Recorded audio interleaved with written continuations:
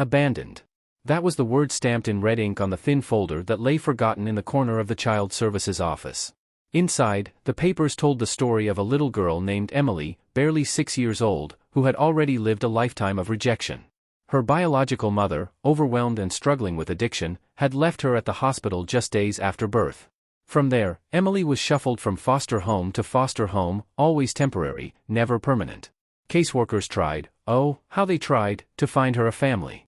But prospective parents often looked at her file and frowned. The baby has a heart condition. She'll need surgery and constant medical care. Maybe it's too much for us. One by one, families walked away.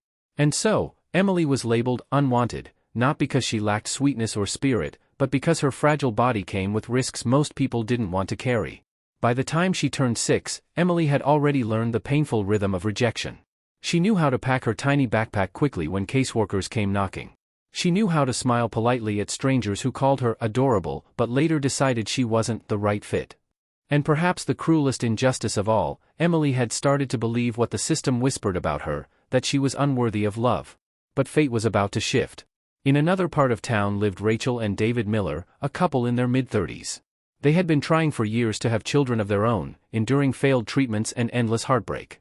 Friends suggested adoption, but Rachel hesitated. She worried they would never bond with a child who wasn't theirs. Still, one rainy afternoon, Rachel found herself scrolling through the profiles of children waiting for adoption. And there she saw Emily's picture. Big brown eyes. A shy smile that looked like it had been practiced in front of a mirror. Something stirred inside her. Rachel showed the photo to David. "She looks lonely," she whispered. David studied the file. His first reaction was hesitation, a congenital heart defect? Possible long-term complications? But then he glanced back at Rachel, whose eyes were already misty with tears. "Maybe we're meant to be the ones who don't walk away," he said softly. Within weeks, the Millers began the adoption process. Friends warned them about the challenges, doctors cautioned them about the medical risks, but none of it shook their resolve. For Rachel, the thought of Emily spending another year being called unwanted was unbearable.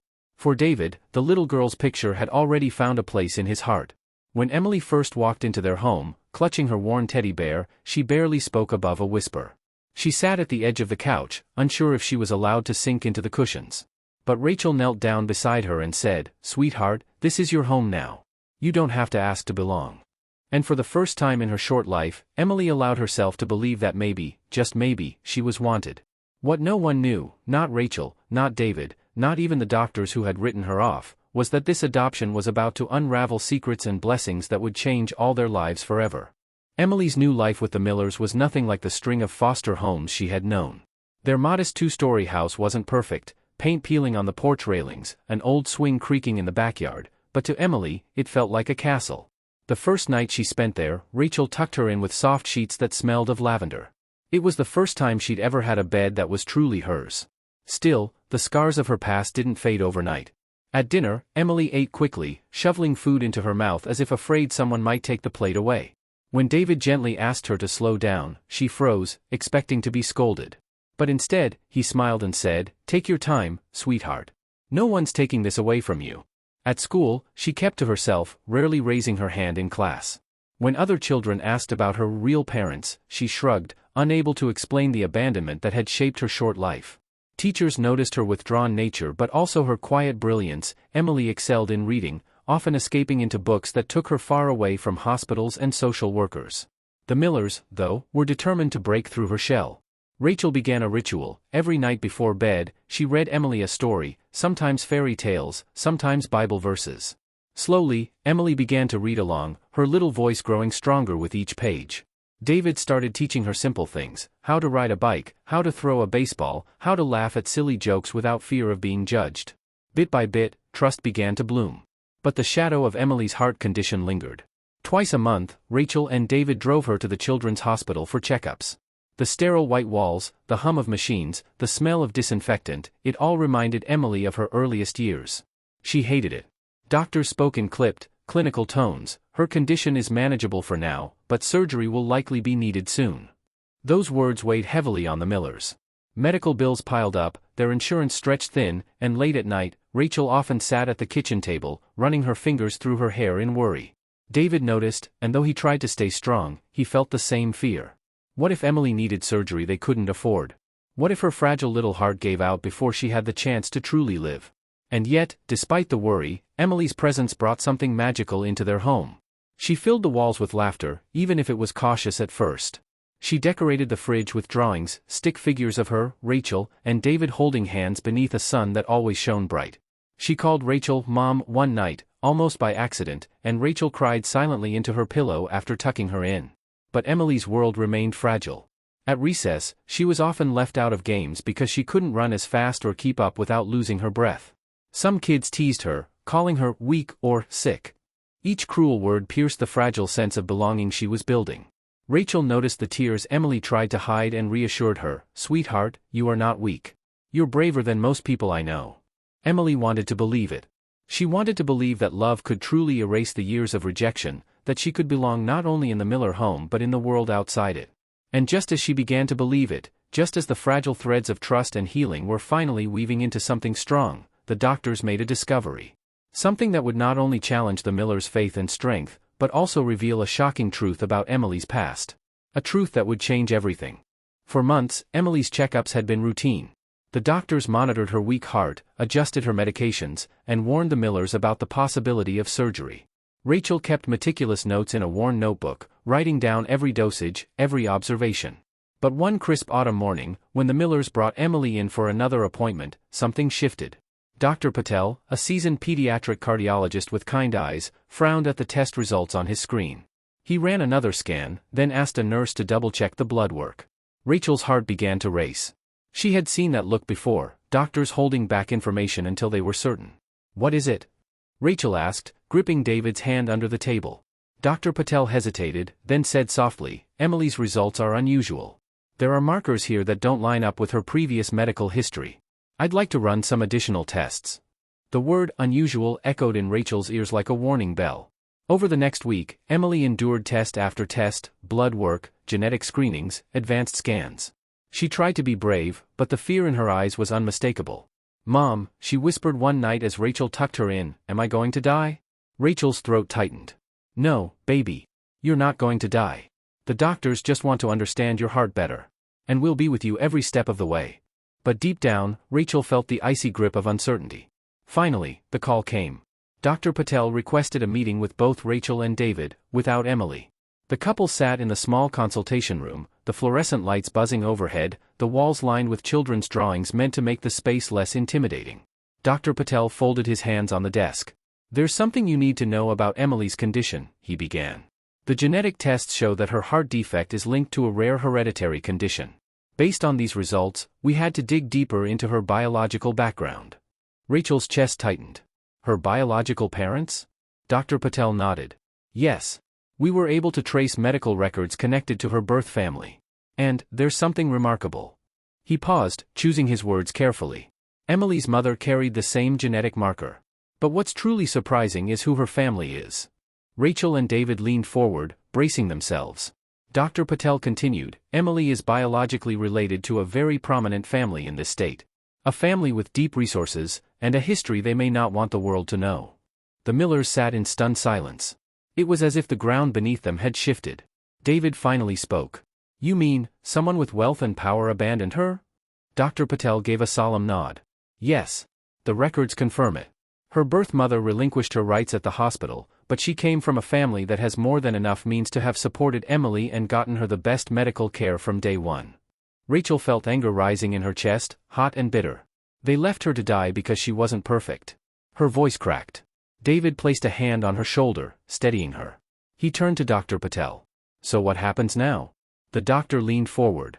"Emily's condition is serious, but with the right surgery, she has a strong chance at a normal life. The issue is, it's expensive. Very expensive. But given what we now know about her biological family, there may be legal or ethical avenues to push them to take responsibility." Rachel's heart pounded. The thought of confronting the people who had discarded Emily filled her with dread and rage. But for Emily's sake, she knew they might have to. When they left the hospital that day, Rachel and David exchanged a look that said everything words could not. Their fight wasn't just against Emily's condition anymore. It was against the very people who had abandoned her, the people whose secret could no longer remain hidden. And as the Millers braced themselves for what was to come, Emily remained blissfully unaware, curled up in the back seat with her stuffed rabbit, humming softly to herself. Her world was about to change forever, again. The Millers sat in their living room late one night, the weight of Dr. Patel's revelation pressing down like a storm cloud. Emily was asleep upstairs, her tiny chest rising and falling in fragile rhythm. Rachel clutched her notebook, staring at the pages of scribbled medical notes as if they could somehow provide answers. David finally broke the silence. "We can't keep this to ourselves. They need to know Emily exists." Rachel's eyes flickered with both fear and fury. They already knew. They threw her away. David leaned forward, his voice steady. "That's exactly why we need to confront them. Not just for the surgery, but because Emily deserves to know the truth someday. She deserves justice." The next morning, David began researching Emily's biological family. It didn't take long for the pieces to fall into place. The name was everywhere, in politics, philanthropy, business empires. The Lawsons. They were practically royalty in the state. Their fortune stretched back generations, their reputation spotless. At least, on the surface. When Rachel saw their faces in the newspaper, her stomach churned. These were the people who could have saved Emily from years of pain. Instead, they had chosen silence. Armed with medical records and legal documents, the Millers arranged a meeting. It was held in a sleek downtown office, the kind where every corner gleamed with wealth. Across the table sat Richard Lawson, the patriarch of the family, and his legal team. His jaw was tight, his eyes sharp, the kind of man used to winning every battle before it began. David spoke first, his voice calm but firm. "Emily is your granddaughter. She has a life-threatening condition that can be treated, but it will take resources far beyond what we can manage alone. You abandoned her once. We're here to give you the chance to do right by her." For a long moment, Lawson said nothing. He simply stared, his fingers drumming against the polished wood. Finally, he scoffed. "This is absurd. That child is no longer our concern. Her mother made her decision, and we stand by it." Rachel's composure cracked. She leaned forward, her voice shaking with rage. "She's a child. A child who needs help. And you people, with your mansions and private jets, you let her rot in the system because she wasn't perfect enough for your name." One of the lawyers raised a hand, attempting to defuse the moment. But David wasn't finished. He pulled out Emily's medical records and placed them on the table. "Her surgery costs are nothing to your family. But if you refuse, this doesn't stay in this room. The press will know. Everyone will know that the Lawsons abandoned a sick little girl because she didn't fit their image." The words hung heavy in the air. For the first time, Richard Lawson's mask of arrogance faltered. He leaned back in his chair, his expression caught between fury and calculation. Days later, the Millers received a call. The Lawson family had agreed to fund Emily's surgery, but quietly, under the condition that their involvement remain anonymous.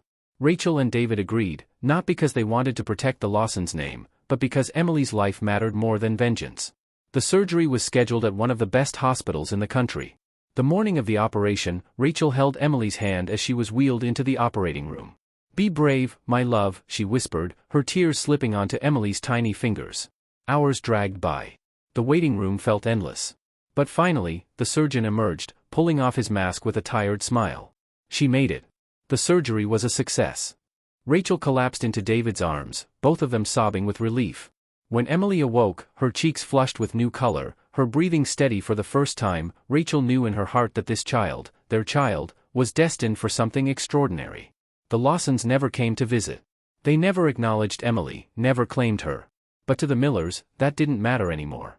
They had proven what true family was, not wealth, not power, not blood, but love, sacrifice, and the courage to fight for someone no one else would. Years later, when Emily was old enough to understand, Rachel and David told her the truth. About her beginnings. About the Lawsons.